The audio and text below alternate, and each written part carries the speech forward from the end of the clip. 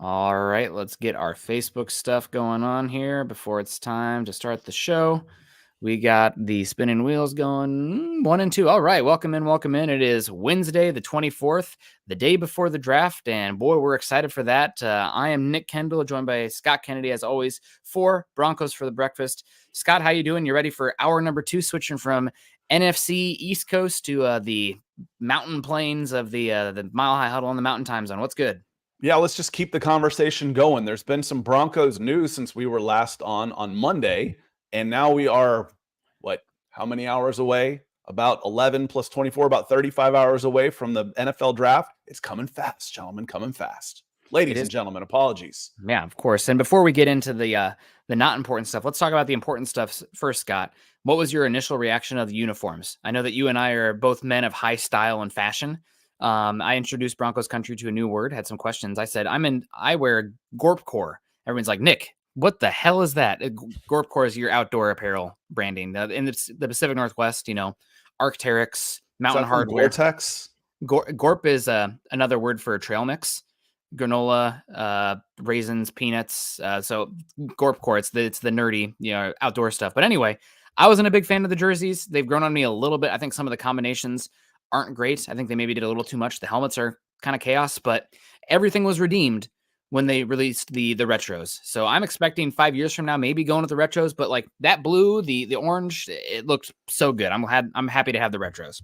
The jagged lines and stuff, I know some people thought lightning bolt Chargers. I just think arena football when I see those things. I like traditional, call me an old guy. I like seeing, big block colors, and just the jagged uniforms and all that kind of stuff. Leave that for soccer, so they were okay. And again, at the end of the day, I don't really care. I care about what I see on the field on Sundays/Thursdays/Mondays/Wednesdays, depending on where they're playing, when they're playing. Because I think we have a Wednesday game this year on Christmas Day. Yeah, it is going to be fun to follow. I'm excited for the schedule release too. You guys got to listen for that because we'll have the Mile High Huddle meet and greet not long after that. But let's say hello to some folks in the chat. Please drop a thumbs up on the way in if you haven't done so already. And of course, the super chats are always helpful as well, keeping the lights on. We got Jeremy coming in saying, "Morning, boys. One more day." Also, the jerseys have already really grown on me. I really do not like the navy blue one. I don't like the shade of blue either, the midnight one. It doesn't look like the Broncos to me. They look like a different team. I don't know. It's like I was kind of used to the kind of lighter navy that they had before, but it is what it is. I think some of the really bad combinations are the orange navy pants or the white with some of it's not good, but that's okay. They'll figure out what works. I'm hoping at some point we can get the white helmet with the orange or white jerseys. I don't think that's allowed because of NFL rules, which is dumb. Maybe they'll change that at some point. I think you have to wear an alternate uniform with the alternate helmet is the rule, but I don't know. I'm not a fashionista. The white helmet with the navy and then the white pants, that's one of my favorites. I like that one. I don't like the white going back to the day, but that's Auburn Tigers, but they don't have, like they said, the jagged this and that. It's not busy. It's just block. Sleek. It's just blocked. Speaking of jerseys, we need to know a jersey number for Zach Wilson. Ethan coming in, breaking the ice for us with the super chat. Thank you, DWI guys. He says, "Good morning, gents and Broncos country." That's all, y'all. What number does Zach Wilson have so we can put him on the Breakfast for Broncos logo? That might be the only time you see him in a Broncos uniform other than practices is on a logo. Yeah, I think one is on the table. That's where he wore at BYU, I guess. So you have Teron Smith wears that right now. 3 is Will Lutz. I don't think he's not going to wear 2 like he did with the Jets. So maybe 5 on the table there. It'd be kind of fun if he did go 3, just so you could have Wilson to Wilson there. Broncos country could keep their jerseys and, 2 for 1 on that one. But I don't know. I think I'd guess 5 right now as the number. I have no idea. Yep. I have no idea. I just, my gut reaction to this, since we'll get into it real quick, was, we've discussed, I want to search high and low for quarterbacks. Would you be interested in? And anytime anybody asks that question in the chat, my answer is almost always yes. Yes, I would be interested in. Let's check it out. Let's figure it out. Now, what would I be willing to commit to said player? A 7th/6th round pick swap and hardly any guaranteed money for a former number 2 overall pick with some tools, yeah, what's the cost? What's the risk reward on this? The reward is high, the risk is low.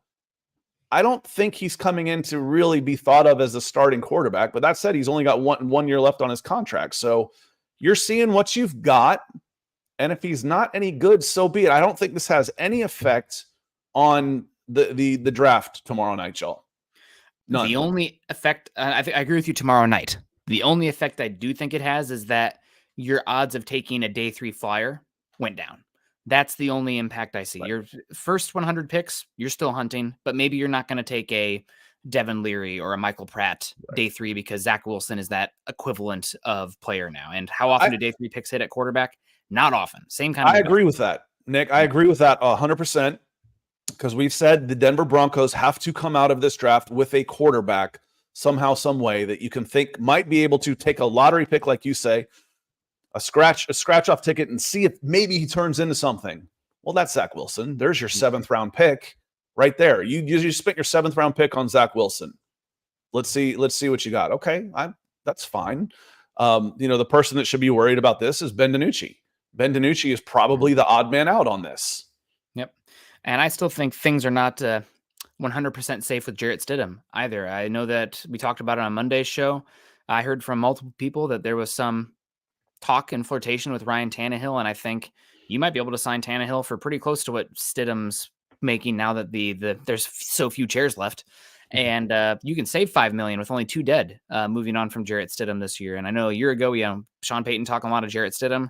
This year, not as much. Haven't heard much from Payton talking of Jarrett Stidham. So we'll see. String guy coming in says, good morning, frantic Broncos faithful. One more day till we get our quarterback, I hope.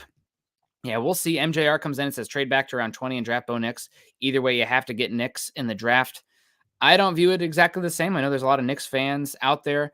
I know that we'll get right into it. Albert Breer comes out yesterday and says the Broncos quietly did a lot of work on Oregon quarterback Bo Nix. They had an hour-long Zoom with him on March 7th, and they sent Sean Payton-led contingent to Eugene to work out with him on March 18th. So interest is there, but not having a second-round pick could complicate it. That last sentence, I think, is doing a lot of weight lifting there about where the valuation of Nix tends to be. It could be smoke, like Jeremy says here. Who knows? But if the point is either way, you have to get Nix in the draft. If that's their viewpoint, they better just take him at 12. I don't share that one personally. I think there's a Nix caliber level quarterback every year in the draft. He's the second oldest quarterback prospect to come out in the last 15 drafts as well. He's younger than Michael Penix, isn't he? Or is he? They're about 2 months apart. I forget who's who. He's older. Okay. Penix is the third oldest. They're both 24, but they're within 2 months of each other. And then if you did like a plot graph, it's like they're 24, going to be 25, whatever. And then you have Brandon Weeden way over here, going to be 28. Chris Winky. Yeah, God, it's crazy on that one. But yeah, we'll see if they have the view that they have to come out with with Nix. Maybe you have to look at that. It does seem the last week there's been a little bit more Penix smoke than Nix smoke overall at the first round general NFL talk. I wonder how much of that is coming from Vegas after they tried repeatedly to get up to number 2 and were rebuffed. Okay, and now they're reevaluating. I'm wondering that. Also, you have the Seahawks. Ben Grubbs is their offensive coordinator there now, who was the offensive coordinator for 2 years with Penix out at Washington. I think that one makes some sense as well. But we'll see. We got David Youngkin coming in saying, morning, everyone. Hope you're doing well. We said, Gabe says Nix couldn't hold Wilson's jockstrap. I don't know about that. He could, anything for money, right? We got Duke Rose. One more day, Broncos country. Good to see you. Dave Glassman says, just finished last night's War Room. Ready for my favorite morning show. Well, God bless you. I don't know how many other morning shows are out there, but we appreciate you coming in. Bama X in the house. Always great to see you. Chad Power says Zach Wilson will have real NFL coaching for the first time in his career. Yeah, it'll be obviously a lot of arm talent, but as Scott always said, he's the only quarterback he's ever seen that got worse with better protection and more time. So arm talent's there, the ability to throw off different platforms. There were NFL evaluators who said that he should go before Trevor Lawrence, which obviously asinine in hindsight. But I'd like to see someone actually put a name to that and not just anonymous sources say. Yep. Yeah. So that's talent there, but that was, a while ago. We've had a lot of things happen since then.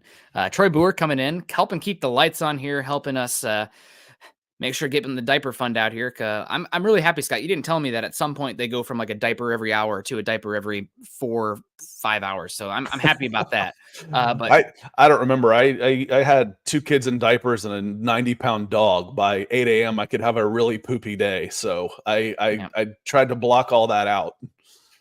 But he says, hey guys, even if we have not solved our roster issues, we have plugged enough holes that we need to not reach for any position in the draft. Now let's get some more picks and build a team. Have a great show. Yeah, I feel like I am maybe in the minority here and compared to Broncos country.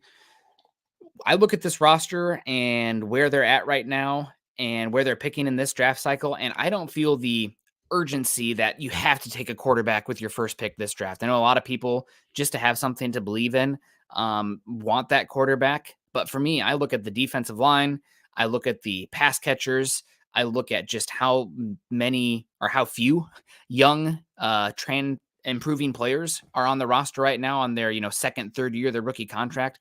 I mean, if you look at the last 2 draft classes, Scott, I pull out Nick Bonito and the rest of them. I'm like, I don't know if I have anything here from them. So really for me, I don't have the same urgency as a lot of Broncos country to get that quarterback, because I'm much more of we need to take talent where we can take talent at all right now. I think the fallacy there, Nick, is that if you pick your quarterback, then you've got your quarterback. The idea that you have to get a quarterback is the right one. You need a quarterback. You have to have one. The fallacy is that, if we draft one in the first round, then we've got him. It's done. And at best, 50% of those guys are going to hit. So, and it's less if you reach. So I'm with Troy on this. Again, the optimal draft for me, Denver Broncos draft for me, is to trade back, get a second round pick, and get 2 guys. Get your quarterback and get another wide receiver. The wide receiver is the big one for me in this draft, Nick. I was like, I don't want to come out of the second round without a wide receiver. It's such a good draft for receivers. To not get one would feel like a missed opportunity. Yeah, it would feel like a missed opportunity. But interesting there from Albert Breer talking about, again, that last one. Denver likes Knicks, but they don't have a second round pick. And I think it was, maybe it was Florio talking about there's 6 quarterbacks who can go in round 1, but if any of one does fall out, it's going to be Bo Nix. So we're monitoring that. No doubt. Maybe it's all smoke from Denver. Who knows? It seems like Penix has raised his floor a lot. He does have what I always kind of like. I need a quarterback with like some kind of trump card, some sort of superhero trait. And Penix velocity, arm talent is different. He might have the best raw. Joe Milton has the best raw arm, but out of the top quarterbacks, Penix probably has the best overall arm power. It's just there's other questions, of course, on his tape. Michael Ronquillo says, good morning, Nick and Scott on Broncos for breakfast. Go Broncos. Go, Michael. We appreciate you coming in. Also wanted to say hello to Zach Powers. Morning. Roderick Koch's following us over, said I'm suckered in for more Nick and Scott. Another one over the pond. So Ethan's over in London, and then Roderick Cook's over, I forget which part. For some reason, Newcastle springs to mind for Roderick, but another one across the pond. So more of our international friends. Thank you, guys.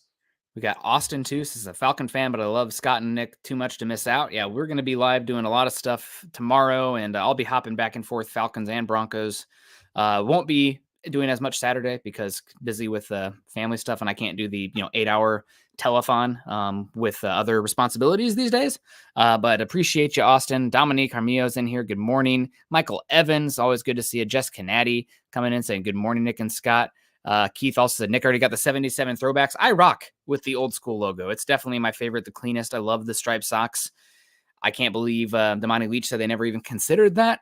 I think you're going to see those on the field, and there's going to be such a swell of support for the throwbacks that what we've seen all these teams kind of do with once they kind of alter the jersey is like, hey, we tried something.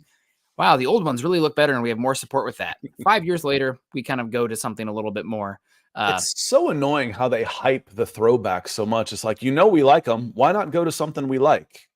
Money. You can buy both. Buy both, Scott.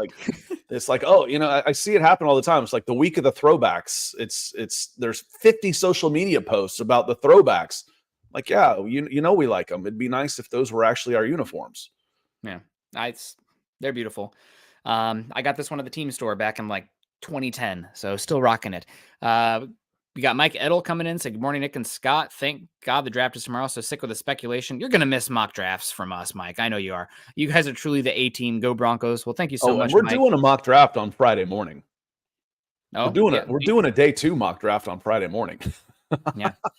Yeah. He also comes in and says, I'm with you guys. BPA, not quarterback for the sake of quarterback. If you love the quarterback, I don't give a hoot what the general consensus is valuation wise. You take the guy and you got to trust your process there. With that said, again, just sounds like, again, also I come back to it. Do the Broncos love the idea of Nick Surtain at 12? I don't think they would. Otherwise, you wouldn't hear report after report, such as Diana Rossini yesterday on the Athletic Football Pod, as well as an article, says the Denver Broncos, who picked number 12, did not trade with for Zach Wilson on Monday for him to be the starter. And though moving up for a quarterback is still in play for the team, there's a limit to what the Broncos can pay. But if Sean Payton wants his quarterback, his philosophy going back to his days in New Orleans is, if you love a player, go get him. Most teams picking in the top 5 believe the Broncos could make a big swing with a package that could even include star cornerback and 5th-year option pickup Patrick Surtain and more players on expiring contracts. And she also goes on even further in the podcast saying that Denver is very much aggressively looking to move up, which to me doesn't say Bo Nix, Michael Penix. It says Drake May, JJ McCarthy. But we'll see. Mike Edel said he's tired of the speculation, right? We jump right back into it. Sorry, Mike. I don't want to spit on your face after the super chat, but a lot of speculation, of course. Tim Durr has a question because there was some more news. The Broncos did pick up the 5th-year option of Pat Surtain, which was inevitable. And he says, morning, fellas, with the Broncos picking up his option year, does that rule out using him to move up in the first if an opportunity arises? Absolutely not. I don't know where this isn't on you, Tim, but I was listening to y'all talk last night about how this limits the idea that he could be traded. Why? It has absolutely no impact, zero whatsoever, of him being moved. You picked up the 5th-year option on Jerry Jeudy and traded him. He is a hell of a lot better of a prospect of an asset, and he's still cheaper, relatively speaking, to his position and overall value of what he will get. Of course, Jeudy got $20 million, so what do I know? It has zero impact on your ability to move Pat Surtain in a trade. None. Zero. I can't be any more clear on it. There's not extra guarantees that stick on the contract. I'd have to look at it. It's a 100% guaranteed contract, but anybody trading what you would trade for Pat Surtain wants to sign him to a new contract worth more money than you would have to pay him anyway. But I meant, is it on the hook for Denver? Or does that... No, it transfers over. Yep. Well, then, there's no dead money with that because it's 100% salary guaranteed, and the salary transfers over. Okay, so there's no dead money in there. No. It's just, because there's no extra dead money involved with this deal. None. It has zero impact on Pat Surtain staying or going. Yeah, good call on that for sure. We got Dave Bristol coming in, says, doing mock drafts means little I know, but I was able to get Nick Surtain 20 to 30 range nearly every time after trading back.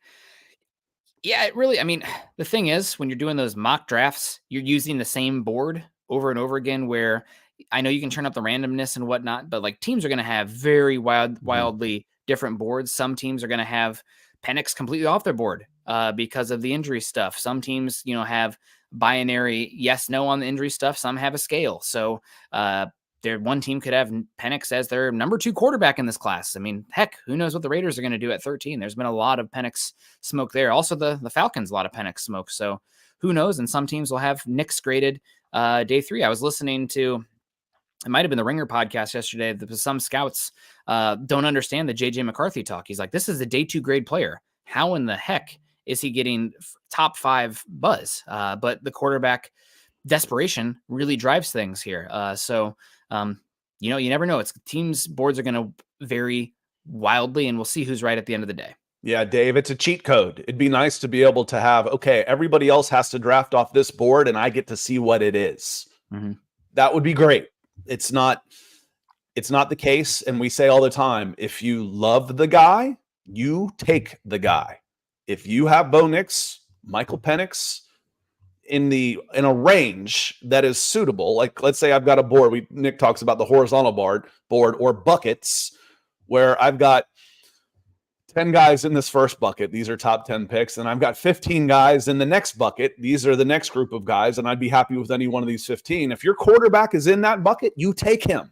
You do not trade down. You got to get your quarterback. Now, if he's not, don't reach. That's the thing for me is you don't reach, in the first round. You've got to get a guy that you want to be a 10-year player for you.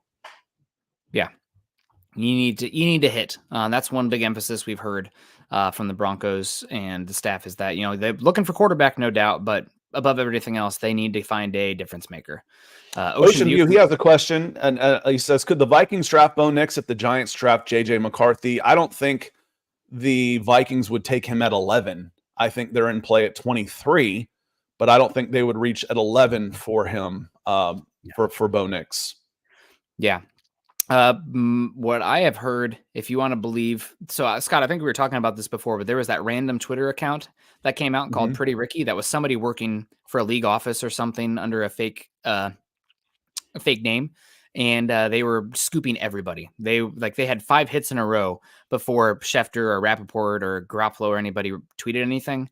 And then their Twitter account got suspended. Don't know what happened there, but now there's another Pretty Ricky. If you believe this is the same one or not, we'll see. But they have said that, and they are more so tied to the Giants in the New York market than anything. But they've said that the Giants really want Drake May. And if they can move up for Drake May, they'll do that. But they are not in on J.J. McCarthy. It's Drake May or wide receiver, specifically Malik Neighbors. So we'll see what happens there with that. But I don't think J.J. McCarthy is as universally beloved. And the other thing is, Dane Brugler putting out yesterday that for the Patriots, there's talk that, May is not slam dunk there if he's there. It could actually be J.J. McCarthy for the Patriots. So we're speculation, man. This is one of the more fun drafts we've ever had. Yeah, it really is. With the quarterbacks there, with all the needy quarterbacks, with some of the really top guys. I mean, there's 15 to 18 guys there that I would love to have. Yeah. That I'm like, you're going to be excited about watching these players. Or you've got your quarterback of the future. Like we said that a few years ago, you either get with the Pat Surtain class, you either get a really good prospect or you get a quarterback prospect. Now, I never feel as good about the quarterback prospect as I do the position players. I feel better about Marvin Harrison Jr. being a hit in the NFL than I do any of the quarterbacks. Doesn't mean I would take him first because you got to get your quarterback. It's just the way it goes. But I feel better about Marvin Harrison Jr. being a hit than Caleb Williams being a hit. Yeah, and I always come back to 2011's draft, which, desperation at quarterback. At some point, you do have to take the guy. But, I mean, the more recent example is obviously 2021. But the 2011 draft, Scott, was one of the all-times, in my opinion. Hall of Famer after Hall of Famer. That was the Christian Ponder draft, wasn't it? Yes, but the one that really picks 8 through 12 are unbelievable. And if you love the quarterback, at some point you do have to take that shot. But pick 8 overall, you have the Tennessee Titans going Jake Locker. Obviously, I couldn't believe that draft. I really couldn't. Yeah, Jake, it's crazy. You had Jake Locker going 8 overall. Next up, Scott, who's been the best tackle in football over the last 15 years? I don't know. Okay, Tyron Smith, probably up there. First you have to go back. He was our number 1 offensive tackle prospect in high school in 2008. Yep. Well, Ponder goes there 8, then Tyron Smith goes 9. Him or Trent Williams, probably the best tackle of the last decade, all decade team, both of them, in my opinion.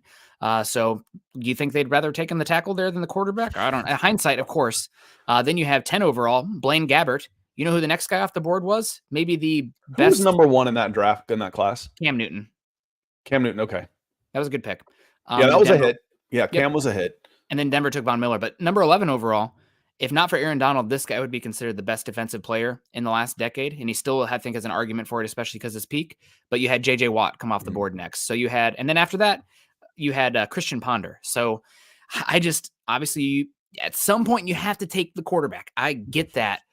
But do not miss. If you're going to take the guy, you better freaking hit because the opportunity cost is crazy. Is it going to be as extreme as missing on Tyron Smith and J.J. Watt? Probably not. Those are all-timer first ballot Hall of Famers. Make the bust now. You save yourself the time later. But I'm just a little bit concerned about being quarterback desperate and over-evaluating the guy because the need. Guess what, folks? Denver's probably going to be picking pretty high again next year. And if you miss on a quarterback this cycle, we're probably going to be looking again next year. It's not the worst thing in the world. Going back to the discussion about, does the contract for Patrick Surtain, does it change the ability for the Denver Broncos? And I was adamant that no, it does not. But Mike follows up. And I'm glad, I want to be clear on this. What do you guys think?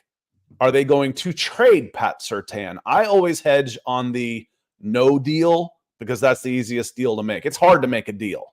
So I don't think they trade Pat Surtain. That's what I end up thinking. The contract doesn't change anything. The 5th-year option doesn't change the ability to trade him. I just don't think the Broncos end up trading him. And as Keith says over on Facebook, another superficial reason, he was just in the big promo video with the highlighted the number 1 jersey. He's wearing number 2, but the jersey everybody's excited about, the throwbacks. Who was in it? Pat Surtain. Yeah. Do you think the marketing department asked around before they did that? Probably did. It would take an unbelievable offer to move PS2, and I don't think it'll happen. But Sean Payton changes the dynamic, and if they have a chance to go up and get, quarterback that he absolutely loves, I don't think anything is off the table, but I think it's highly, highly, highly improbable. Vintage Jeff coming in says drafting a quarterback round 1 would be a disaster. I don't know if it'd be a disaster outright, Vintage Jeff, but on the surface, I think there's some questions. And he says we have no weapons, a running back that can't find a hole, and no tight end. Wilson has talent. Let Payton work to rebuild. I think you can, in theory, rebuild while you still have a young quarterback. Now, are you going to hit the ground running and take the most advantage of that rookie contract? No. And there's something to be said about that being an issue, especially with how the parameters of the quarterbacks getting paid are compared to the rookie wage scale. But yeah, Denver's infrastructure is not elite for a quarterback. I will say they're probably better than what the Commanders have right now. They're definitely better than what the Patriots have right now. They're probably equivalent to what the Giants have, and probably pretty close to what the Raiders have as well. The 2 teams that stand out as much better infrastructure for a young quarterback to come in are the Bears, in my opinion, as well as the Vikings. But with Sean Payton here, you do have Cortland Sutton and a solid offensive line. I think that I pushed a lot last year that the people poop on the offensive line when I thought it was more of a Russell Wilson issue. They played top 10 last year, but they were very healthy last year. Probably not going to happen again, that level of health. But I don't think it's a absolute dumpster fire on the offensive side of the ball for a rookie quarterback. And there's an argument that we have no weapons or running back that can't find a hole. There's an argument for building up the team first and then trying to get the quarterback. The problem is if you build up the team, running backs, you're kind of missing out on the first 2 years of their abilities, where a quarterback has a much longer shelf life. Quarterbacks are playing till 35 plus. So, I might shelf him for a year or two if I'm afraid I'm going to get him killed and he's going to get shell shocked out there. But if you can get your quarterback, take him. You don't necessarily have to play him while you're rebuilding. In 2025, you're going to have a ton of money to bring in some veterans, even if you don't have the draft picks to start building organically. You can get a bunch of $3 to $5 million professionals, good players out there for depth, among other things. And I just think it wouldn't be a disaster. I think it would be a disaster to reach on a guy at 12 and miss when there's going to be a couple all pros that go in 5 of the next 10 picks. Yeah. At some point you got to make the payment, right? It's a cost, but it does not have to be this season. Now, if Denver was picking number 1, number 2, number 3 overall and didn't have to move up for their guy, I think that would be a conversation, but I don't think anybody views Bo Nix top 10 quarterback in the NFL based on the conversations coming from those connected to the league versus the independent evaluators. And all the talk is Denver's looking to trade up for a quarterback. If their quarterback was Bo Nix, I don't think we'd be hearing Denver looking to trade up so consistently as we are, but who knows, right? It could be BS. Everything's going to come to reality here soon. Jonathan Falk coming in here saying, yes, diapers become less frequent. I think that. Then they just keep getting bigger. The baby or the diapers? I don't know. Curious what's the ceiling with Roger Rosengarten. I hope we draft him so we can cheer for Rosenbagger Gardenhoser a la Rookie of the Year. Thanks, guys. Rosengarten's a really good player. Played right tackle, so the blindside protector for Michael Penix. He is probably going to go somewhere. I think there was a mock draft not too long ago, Scott, where he ended up being the 32nd overall pick. I think that's his ceiling. I know the Chiefs, sounds like the Chiefs are very firmly looking offensive tackle there the first round, especially because offensive tackle falls off a freaking cliff after the first 50 picks this year. So 50, 60 picks. So I'd expect Rosengarten to go probably somewhere from pick 30 down to pick 55, and he'd be a good player there. I really like him, and I just looked it up because there was a comment. When I posted his stuff from the Senior Bowl, he was ranked 144 overall by NFL Mock Draft Database, which compiles a bunch of rankings across. He was 144. And I was like, this is my guy. This is my guy this year of guys that are in the 100 to 1 or less range that I would absolutely take higher than that. Now we've seen him go up in the as high as first round. The knock on him is like, oh, he's a little thin. Oh, he's only 6'5 plus 308 pounds. Well, he can put on a little weight. And it's kind of funny saying that 310 pounder is a little light. He was phenomenal at the Senior Bowl. He was really, really good. And then he goes out and runs a 4.92 40, 30-inch vertical jump with a 9.5 broad jump. He's athletic as hell. No wonder he was so good. Technically sound, good frame. He's got the tape to back it up, and he's athletic. Jonathan, I like him. I am a fan. Yeah, definitely true. We got Robot of Doom coming in here saying, why on earth are we so worried about who we take at quarterback? We just saw Sean Payton make Russ go from garbage to decent. If Sean Payton is a quarterback whisperer, whoever we get, wherever we get a quarterback, trust in Sean. Please, for the love of God, no Zach Wilson as quarterback one, put in that parentheses. Yeah, I mean, the Broncos have put their faith in Sean Payton, and we'll see. And they're going to go out and do what they can to go get his quarterback. And if that ends up being Bo Nix, going to hope for the best. If it ends up being Penix, we'll see if they end up kicking the can to 2025. There's been the chat really pushes against me in this. I kind of feel like I'm alone on this one, but there had been talk that if the Broncos miss out on the quarterback they want this cycle, they're going to be very much players and watching with eager eyes the Dak Prescott situation out there in Dallas, if he becomes available or not. So Dak Prescott, he's only ever put up, 2 touchdowns per game and 280 yards per game in the playoffs. Not that anybody would like that. That would be the most passing yards in the NFL this season if you extrapolated that over a 17-game season. But, he stinks in the playoffs. But that's when you're watching. And also 2025, Scott, I got to say, I don't think 2025 is as garbage dumpster water that a lot of people are making it out to be. Is it Caleb Williams, Drake May coming in next season? No, but Sanders, Beck, Ewers, Weigman. I really like Riley Leonard as well. It's got to be better than Kenny Pickett, Desmond Ridder, and Malik Willis. Yeah, I think that there's options next season still, and we'll see how it plays out. But you don't have those no doubt top of the draft guys that you see. I honestly, he's a transfer quarterback, and my only exposure to him was in the Texas game. But Houston's quarterback Donovan Smith is huge and has a live arm. He's older, but man, big quarterbacks with huge arms get me excited. So then they, if they Joe Milton it and they drop a bit, but that's foot in the door conversation. That's why we're here early, and then we kind of whittle down. Miguel Santos-Stevens says, I really hope Denver drafts a stud for the defensive line.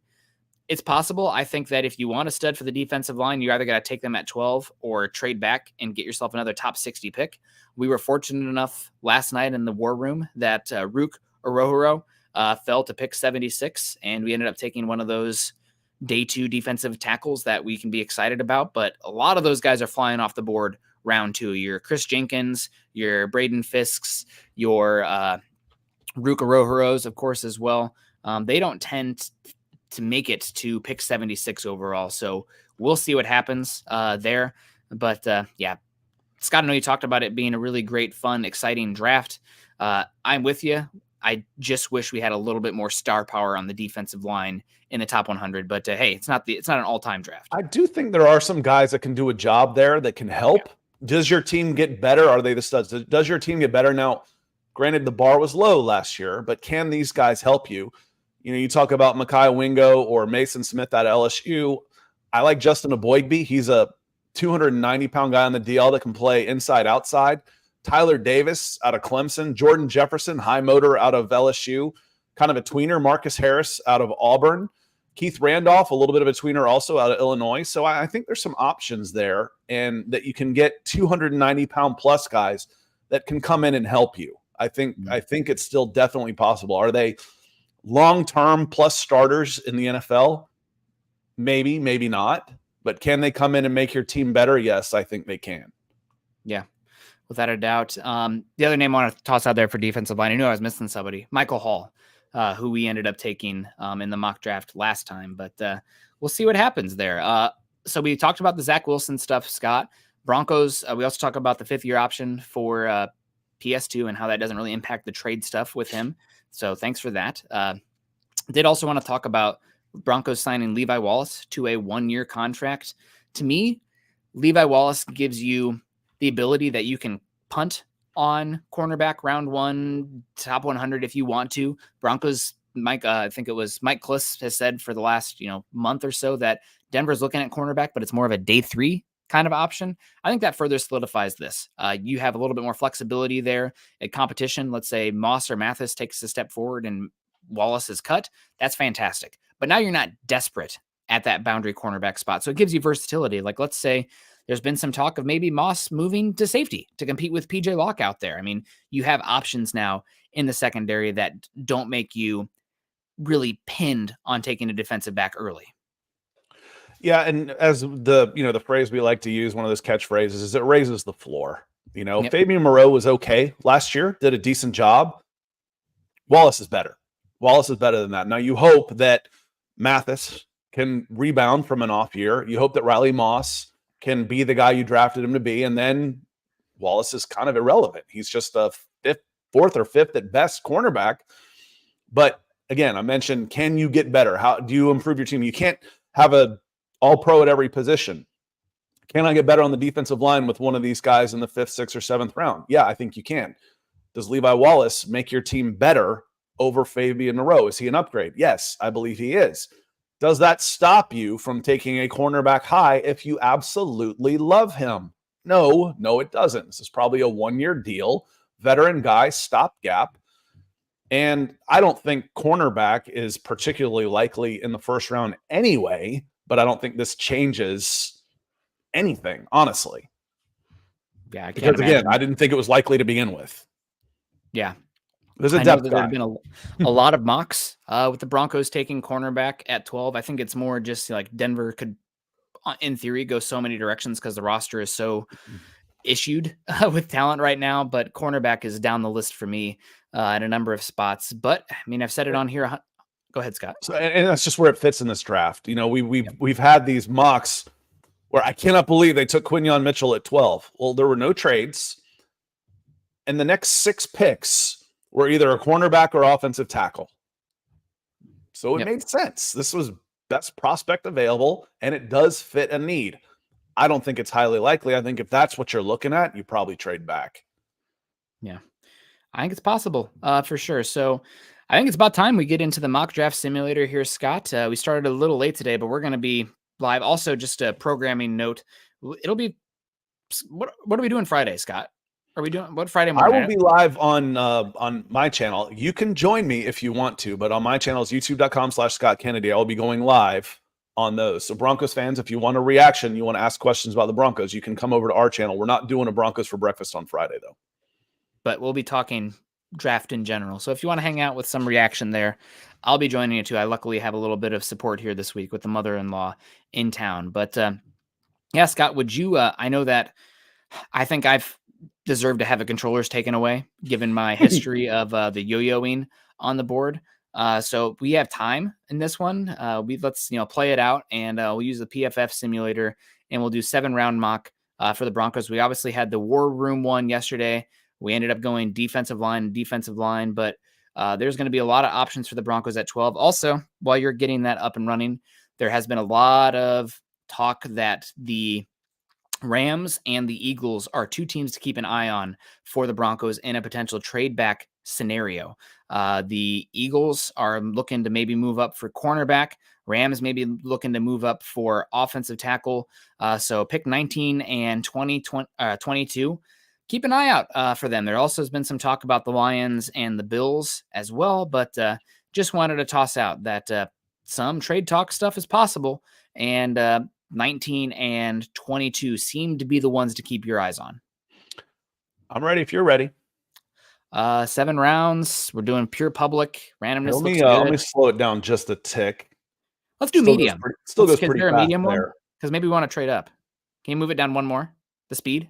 Yeah, it gets a little slow, so we'll have to talk about our picks a lot. That's okay. Let's do it. So, enter draft. Ready when you are. Let's trade it all for I don't Caleb think Williams you right have now. to Let's trade do up it. in this one because you'll have McCarthy, Nix, and Penix all available probably at 12. Maybe not McCarthy. He's been going more earlier. Yeah, sometimes he goes in this simulator. Oh wow, There you're goes right. McCarthy at 3. What do you know, Scott?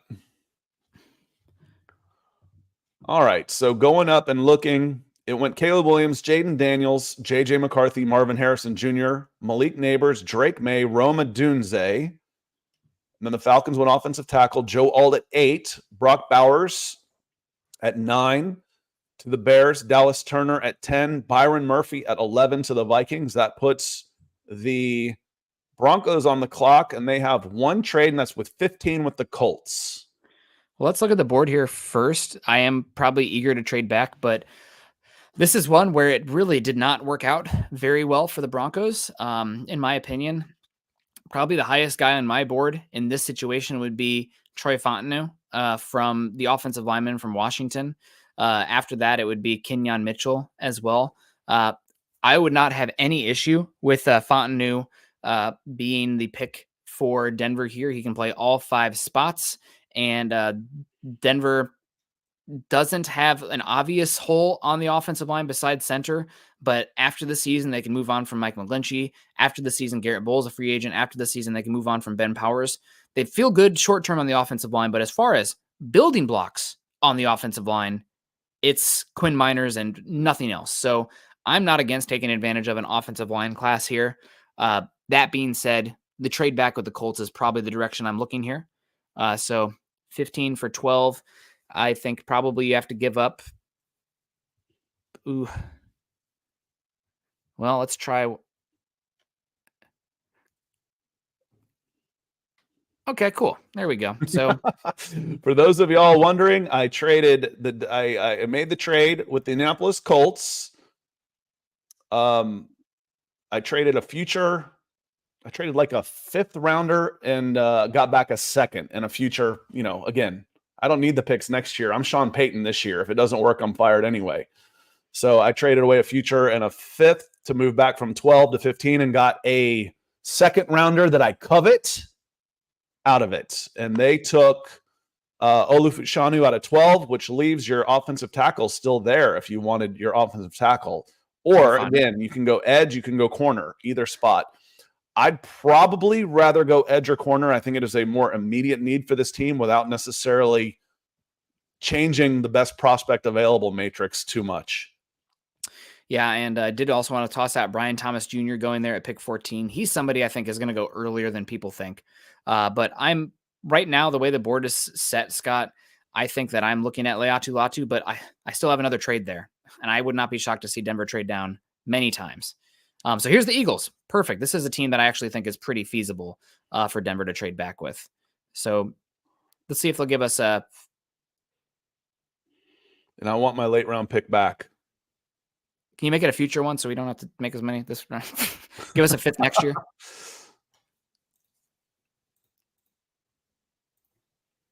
All right. Boom. Okay, so we traded to go from 15 to 22. We picked up another top 50 pick and a future 5th round pick. So again, I covet top 50 picks in this draft. Covet them. Mm-hmm. We just picked up 2. Yep. We just picked up 2 of them. Fontenot, there's Mitchell, Arnold, Barton, Worthy, DeJean. Latu's still on the board. I'm probably taking. Compare those 250s together and move up if I need to get my quarterback, or I could get my quarterback here. This is where I start becoming more comfortable. And Nick didn't ask for less picks. He just wanted a future pick. Also, this year's draft class from round 5 on is considered to be one of the worst draft classes in the last decade. There's been a lot of talk about it. This is a record low underclassmen class, and players still had that 1 year of COVID eligibility. It's one of the smallest draft classes in the last 20 years. So I think that adding future picks and not getting, I know they don't matter, but it's fun. I wanted to talk about the point of just how terrible round 5, 6, and 7 are considered this season.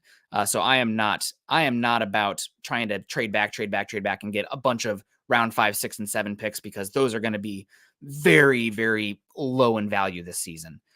So Scott, I'm not looking to trade back again here. I'm probably more interested in just taking the best edge rusher here available between Verse and Latu. I'd be happy with either of them. I'm going to give it in the chat's hands and your hands. I was hoping maybe one would be off the board here. They're not. That's fine.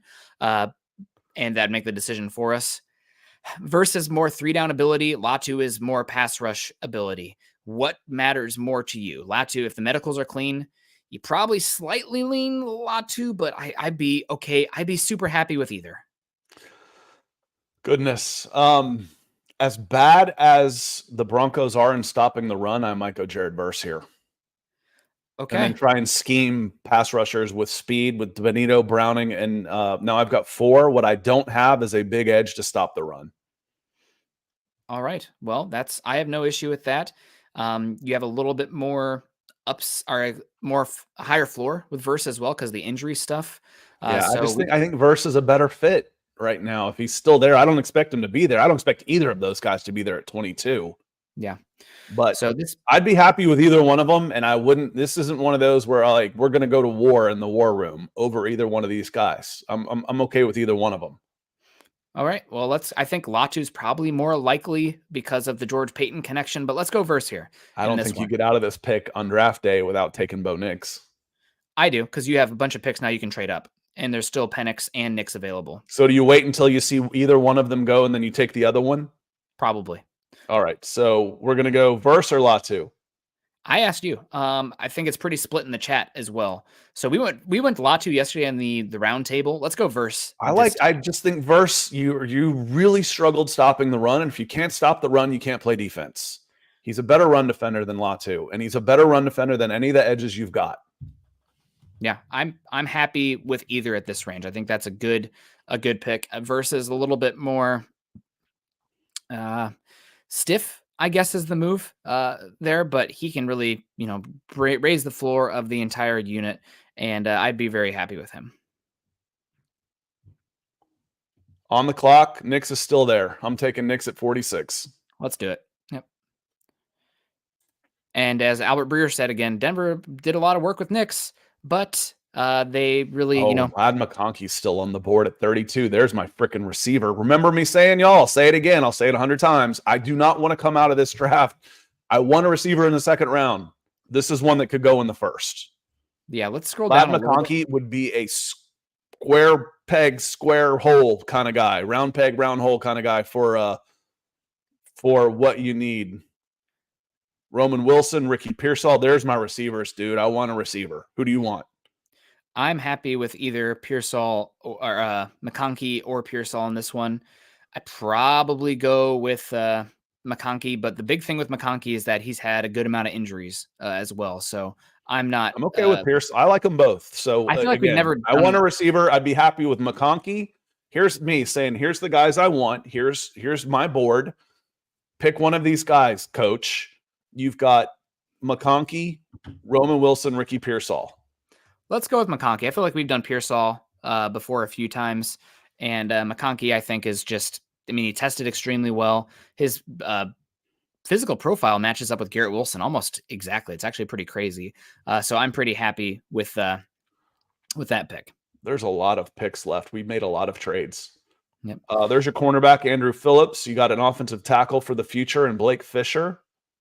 Javon Baker, we just went wide receiver okay there. Safety, I think we're okay at safety for the most part now. Yeah. Kinda. You got PJ Locke and Caden Stearns battling for the number 2 spot. I'm okay with that. The answer for me here is Blake Fisher. He would have been my pick yesterday if he made it to this pick. He actually has the physical profile to work at tackle. Denver doesn't have really good a swing tackle this season. I think he can be developed into a starter. I think he'd gotten a little bit more hype as well if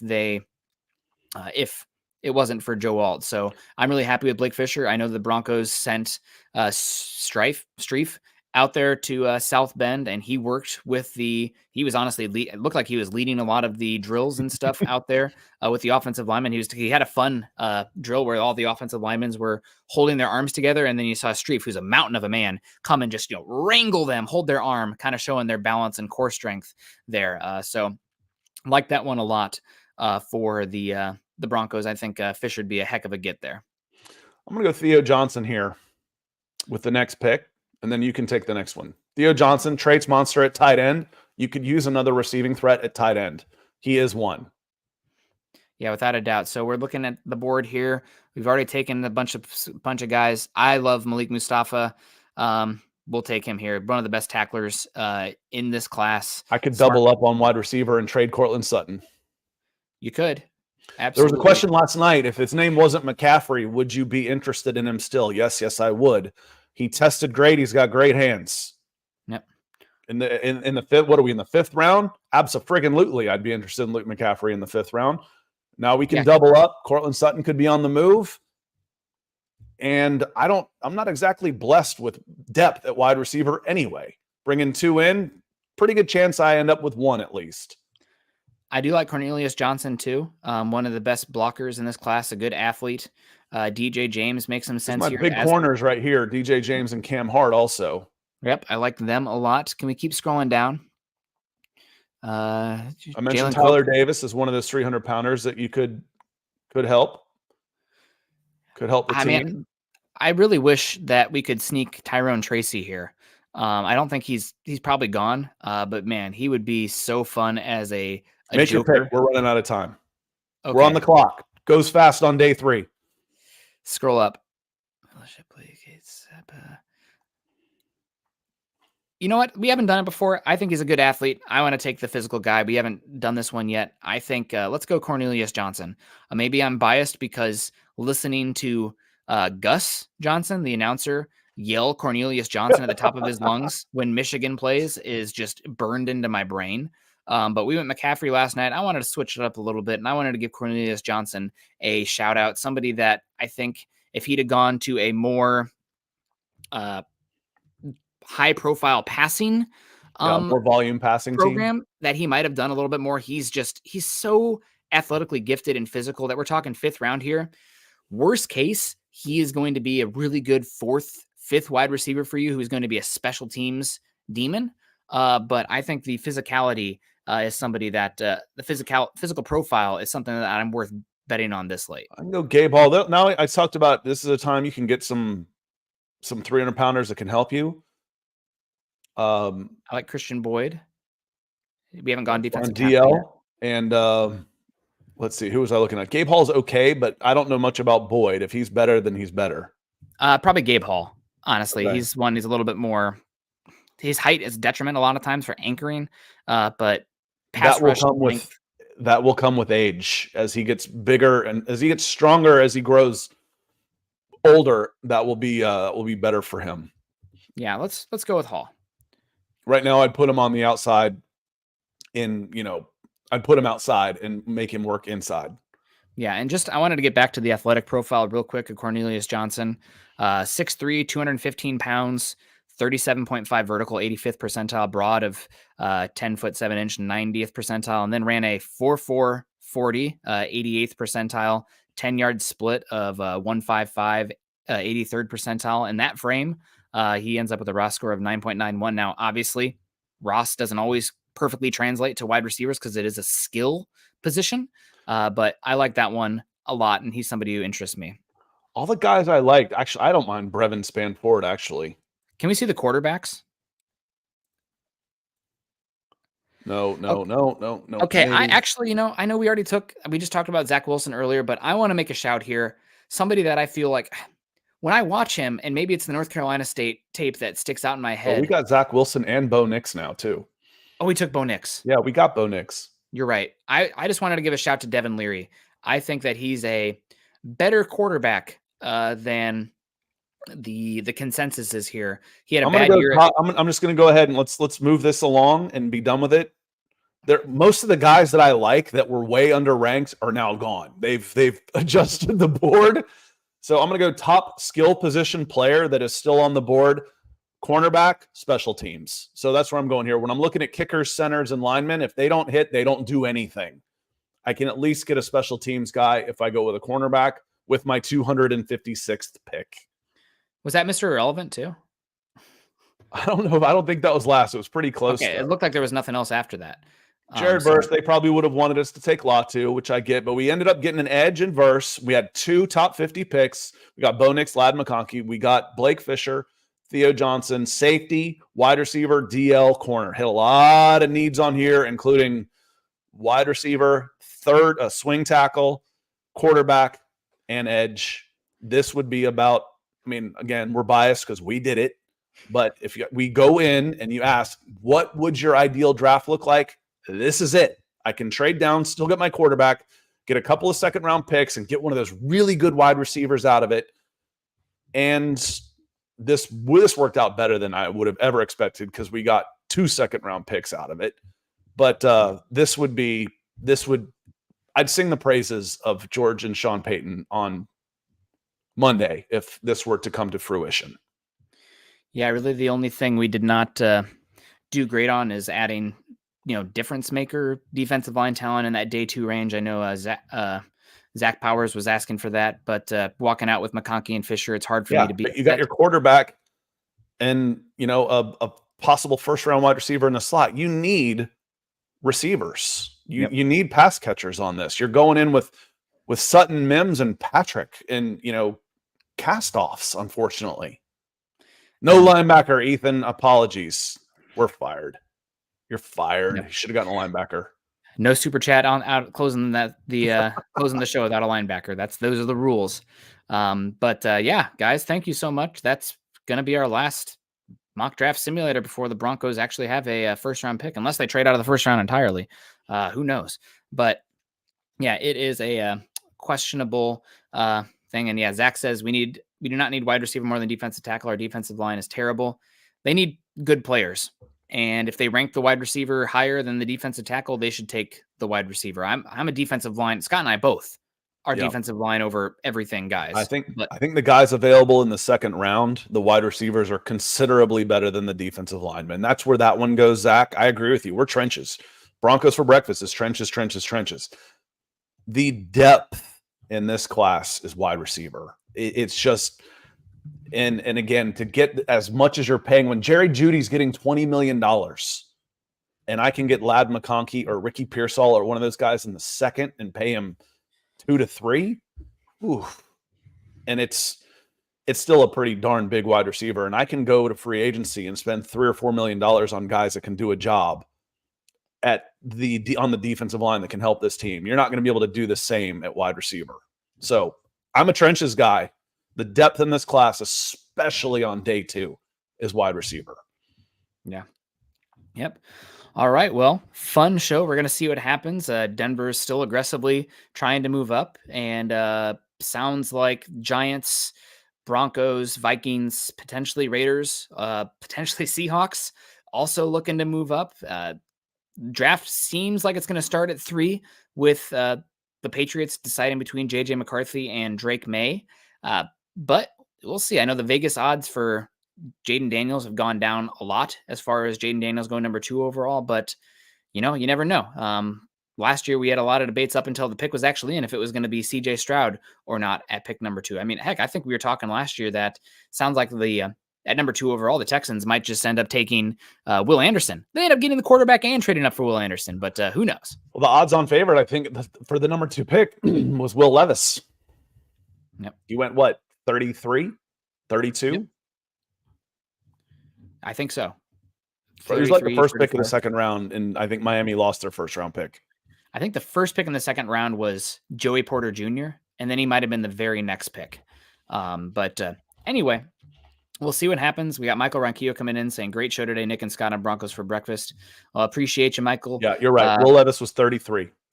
And second pick, second round. And somebody had their first round pick. Miami lost their first round pick for tampering. Yep. Multiple times with Sean Payton. Yep. And so Sean Payton cost them a first round pick too. Yeah. It's for Sean Payton and Tom Brady.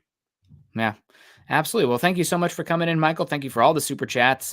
Ethan, Troy Boer, Michael, of course, Mike Edel, Miguel Santasteven, good to see you.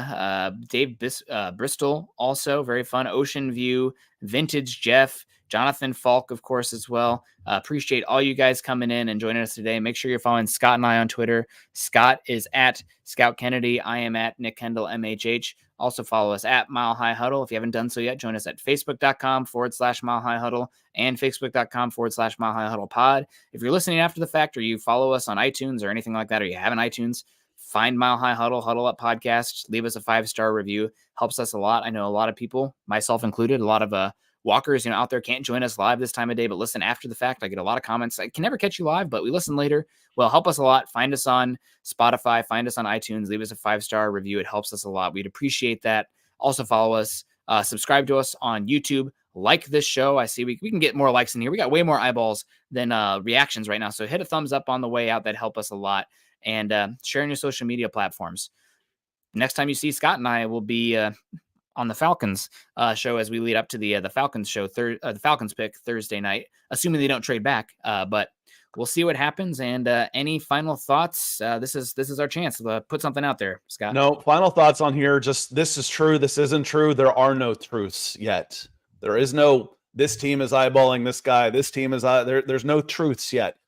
The truths come tomorrow. Then we'll find out. And I'm looking forward to it. Yep. Absolutely. Well, guys, we're going to have to wrap on it up. Thank you, everyone, for joining us today. We will see you again tomorrow. Happy Draft Day Eve, whatever your, celebrations are, or your Payton Wilson, no matter what, from Ethan. We appreciate that. I'm more of a Junior Colston guy myself, but that's okay. We'll see you guys later. Continue to choose kindness, compassion, and as always, go Broncos.